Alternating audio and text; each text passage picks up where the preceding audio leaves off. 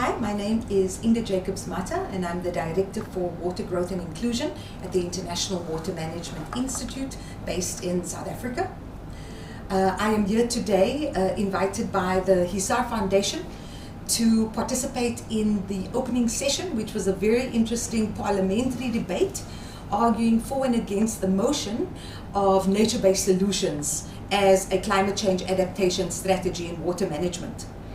I also found this conference to be really interesting because what it is doing is really promoting at a national level in Pakistan the central role of water in the climate change debate, climate change discourse.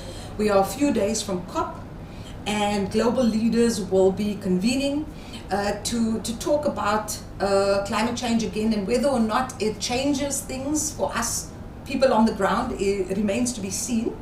But this conference is really trying to show that water discourse, climate justice, water justice is so important in whatever solutions we are promoting, that we don't leave anyone behind. And so I found this to be quite a refreshing debate for the national context.